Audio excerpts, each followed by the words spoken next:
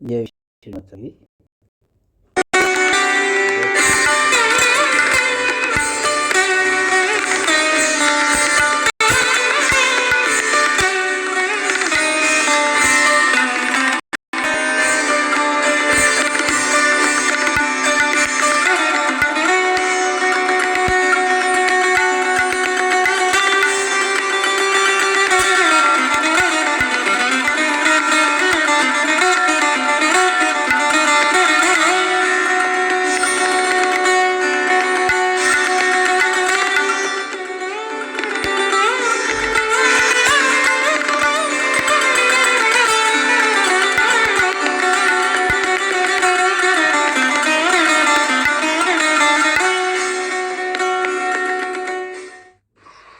जय श्री माता जी। उपस्थित सहयोगी भाई बहनों का सामूहिक ध्यान सत्र में सहर्ष स्वागत है। चित्त को सहस्त्रार में रखते हुए सामूहिक बंधन।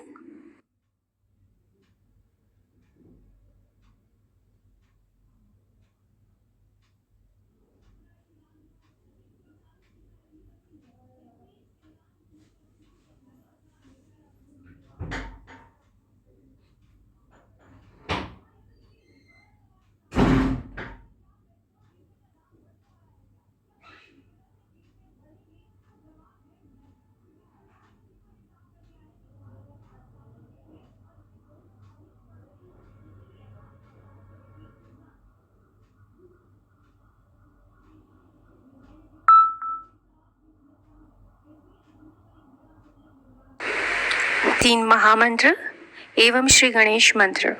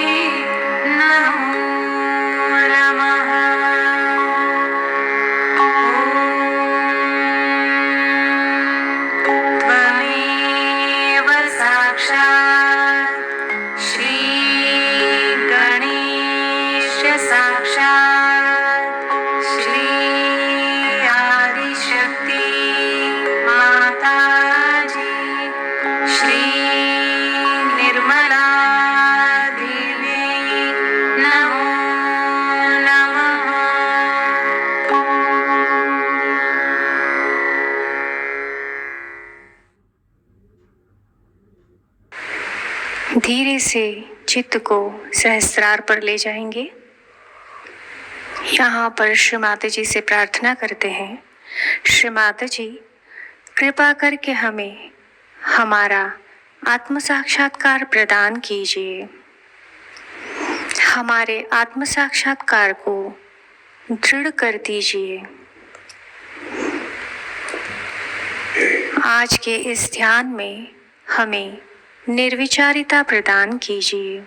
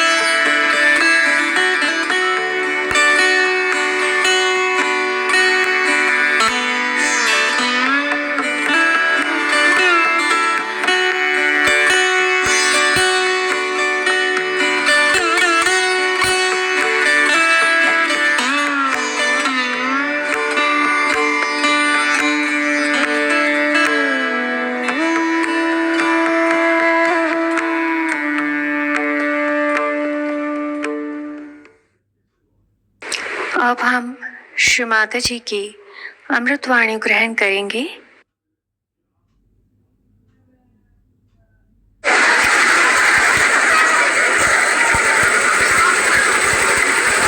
साडोलीच्या व त्याच्या आसपास असणाऱ्या भोगावती नदीच्या तीरावर राहणाऱ्या सर्व भाविक, सात्विक, सदाचारी साधकांना आमचा प्रणिपात.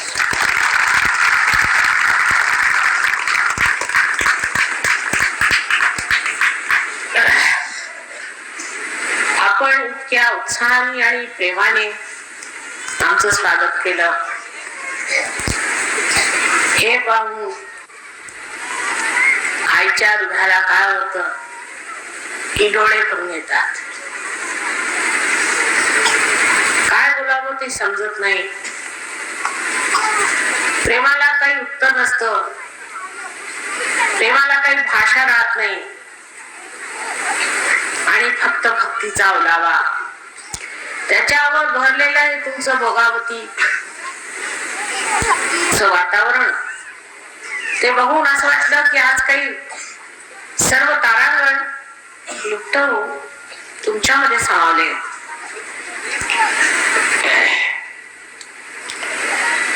अशा गोष्टी ज्या सहज योगाबद्दल लोक बोलतात त्याचं मला आश्चर्य वाटत नाही. त्यात आश्चर्य करण्यासारखं काय? लोक आंधळे आहेत, जगामध्ये अंधार आहे, म्हणूनच तर आम्हाला यावं लागलं. अंधारात चाचपणारे कुठे आदळतील, कुठे आपटतील आणि कुठे ओरडतील. पूर्वीच्या काळी अनंत काळापासून म्हटलं तरी चालेल, संत साधूंना किती त्रास दिला आपण, त्यांचा किती छळ केला.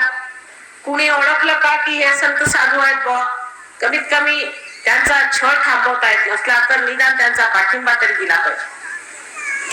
पण नाही, त्यावेळेला आपल्याला ओळखच नव्हती त्यांची, किंवा आपल्यामध्ये एवढी हिंमत नव्हती, आपण एवढे समर्थ नव्हतो की त्यांची मदत करावी. असे अनेक साधू संत या महाराष्ट्राच्या भूमीवर सुद्धा झाले. ही योगभूमी आहे, पण योगभूमीपेक्षा ही संतभूमी. त्या भूमीशिवाय संबंध आपल्या भारताला सुद्धा काही अर्थ राहतो. तेव्हा ही महान भूमी जी महाराष्ट्राची आहे, इथे शिवाजी सारखे मोठमोठाले वीर झाले, ते देवित्व. हे सगळं मानत असताना सुद्धा याच ठिकाणी परदेशी शासनाखाली वाढलेले, त्यांच्या विज्ञानात वाढलेले लोक आता जर माझ्या विरोधात उभे झाले तर मला त्याचं मुळीच आश्चर्य वाटत नाही. कारण ही सगळी पोटभर व्यवस्था आहे. त्यांचं पोट ह्यानेच भरतं, ते तरी काय करणार. माताजी रोग बरे करतात तर त्यांच्या पोटावर पाय, पण बाबा मी काय तुमचे पेशंट घ्यायला तयार नाही. तुमच्याकडे श्रीमंत लोक आहेत ना, त्यांना तुम्ही बघा. मी तर गोरगरिबांसाठी आहे. माझं लक्ष श्रीमंतांकडे नाही. त्यांचे पैसे तुम्ही घ्या, त्यांच्यावरती तुमचं चालवा, तुमचा उदरनिर्वाह त्याच्यावर चालू शकतो. गोरगरिबांना कोण पाहणार या देशात? त्यांच्यासाठी आम्हाला मेहनत करू द्या. त्यांची मेहनत, त्यांचा कळवळा आम्हाला आहे. कारण श्रद्धा ही गोरगरिबांना दिसते. श्रद्धा ही सामान्य जनतेत असते. जे असामान्य आहे ते सामान्यातच आहे. असामान्यामध्ये तुम्हाला असामान्य मिळणार नाही. जे स्वतःला फार समजतात, आपल्याला मोठमोठाले पदवीधर समजतात, यशस्वी लोक समजतात, त्यांच्यामध्ये हृदयच नसतं. त्यांच्यात काय शोधायला जायचं आणि त्यांना काय द्यायचं? ज्यांच्याजवळ हृदयच आहे त्यांच्याशी बोलायचं काय? तेव्हा ह्या माझ्या महाराष्ट्रात खेडोपाडी ग्रामीण स्थितीत आम्ही तिथेच अशा ठिकाणी वास्तव्य तरी करून काय फायदा, ज्या ठिकाणी लोकांच्या जवळ हृदय. पण इतकं असून सुद्धा आजपर्यंत तुम्ही लोकांनी ही श्रद्धा टिकून ठेवली. जे साधू संतांनी सांगितलं ते मानून त्याप्रमाणे तुम्ही त्या श्रद्धेत राहिला. आणि किती विपत्ती आली, किती गरिबी आली, किती त्रास झाला, तरी धर्माला जागून राहिले. आणि त्याशिवाय परमेश्वराची मी आठवण ठेवली. त्याचा आशीर्वादच तुम्हाला द्यायचा आहे. ज्या लोकांनी फार कमवलं ते वाईट मार्गाला लागले, दुष्ट मार्गाला, परमेश्वराला विसरले, आणखी वाईट गोष्टी बोलू लागले. ज्याला विज्ञान मिळालं ते तर म्हणतात की परमेश्वर नाहीच. अरे बाबा, तू स्वतःला बनवू शकतोस का? एका फुलातनं तरी तुम्ही फळ करू शकता. कशाला अशा मोठ्या गमजा मारायच्या? परमेश्वर नाही म्हणजे आहे तरी काय बाकी परमेश्वराशिवाय. पण अशा रीतीच्या बडे जागीच्या गोष्टी हे लोक करू लागले. तर एका आईने काय करावं, नुसतं हसावं, त्या पलीकडे मला काही सुचत, लहान मुलासारखं कुणी बोलावं. पण हे आंधळी आहेत मुलं, तेव्हा त्यांची क्षमा केली पाहिजे. पण तुम्ही मात्र शहाणे आहात, खेडेगावात राहता म्हणून शहाणपण वाचलेलं आहे. जर शहरात राहिले असते तर अधिक आताच मूर्खात निघाले असते. माझा तरी हाच अनुभव आहे की शहरातली माणसं म्हणजे आता अगदी पागलखान्याला जाण्याच्या योग झाले. तुम्ही लोक शांतपणाने इथे राहता, जसं काही असेल, जैसे राखव तैसे, जे काय परमेश्वराने दिलं त्याच्यात संतोष मानून तुम्ही राहता. श्रद्धेने एक दिवस परमेश्वर भेटतात ही ह्याच इच्छेने तुम्ही राहता, फार मोठी गोष्ट आहे. गगनगडाने मला सांगितलं होतं की माताजी तुम्ही कोल्हापूरच्या ग्रामीण भागामध्ये जेव्हा या तेव्हा इथली श्रद्धा तुम्हाला जाण. आणि माझा असा फार विचार होता की त्या ग्रामीण भागामध्येच हा प्रोग्राम झालेला बरा. आणि आज आमच्या पाटील साहेबांच्या मेहरबानीने हा कार्यक्रम घडला ही फार फार अभिमानाची गोष्ट आहे माझ्यासाठी. असो, आपल्यामध्ये परमेश्वराने ज्या शक्त्या दिलेल्या आहेत त्याबद्दल तुम्ही विज्ञानाने कसे जाणू शकाल. कारण विज्ञान ही एकच शक्ती आहे आणि ती शक्ती म्हणजे फक्त ज्याला आपण महासरस्वतीची शक्ती म्हणतो, त्या शक्तीने तुम्ही तिन्ही शक्त्या कशा जाणू शकाल. आणि त्याही तिन्ही शक्ती जेव्हा एकत्र होतात तेव्हा आदिशक्तीची शक्ती तुम्ही कशी जाणू शकाल. तेव्हा ही शक्ती जाणण्यासाठी आपल्यामध्ये परमेश्वराने काही व्यवस्था केली असली. समजा जर अशी व्यवस्था असली तर कोणीही शास्त्रीय मनुष्याने असं म्हणणं की हे सर्व खोटं आहे, हे म्हणजे तो मनुष्य शास्त्रीय नाही. शास्त्रात सुद्धा हे जे वैज्ञानिक आहे त्यांना माहिती आहे की आज एक कोणता तरी विचार येतो, उद्या तो बदलला जातो, मग दुसरा येतो, मग तिसरा येतो, मग चौथा येतो.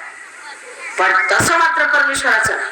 त्याचा जो विचार आहे, कोणत्याही साधू संताचा विचार एका विरोधात दुसरा बसणार, पण ते सगळे साधू संत असावे. जर कुणी अगुरू असले, पोटभरू असले तर त्या उलट्या गोष्टी सांगतात. पण सगळ्यांचा विचार एकच असतो, सगळ्यांचं म्हणणं एकच असतं की तुम्ही परमेश्वराला मिळा. तुम्ही आधी आपल्या आत्म्याचं ज्ञान जाणून घ्या. त्याच्यामध्ये त्यांचे जे शिष्यगण म्हणा किंवा संप्रदाय वगैरे तयार झाले त्याच्यामध्ये घोटाळा झाला. म्हणजे आता जर त्यांनी सांगितलं की तुम्ही विठ्ठलाला स्मरण ठेवा, तर लागले आपण विठ्ठल विठ्ठल विठ्ठल विठ्ठल सुरू झालं. ठीक आहे, ही अपराभक्ती म्हणून त्याने सांगितली. पण ह्यानंतर पराभक्ती पाहिजे. त्यांनी सांगितलं माताजी मी दत्तात्रयांचं पारायण, गुरुचरित्र वाचलं, पारायण. ठीक आहे ना, काय वाईट नाही, पारायण केलं त्याच्यात काय वाईट नाही. त्यांनी शुद्धता राहिली, धर्मावरती विश्वास राहिला, तुमची परीक्षा झाली. आज तुम्ही फार मोठे सहयोगी झाला. तुमच्यासाठी आम्हाला काही सांगावं लागलं नाही, मी तयार होतो तसं काय.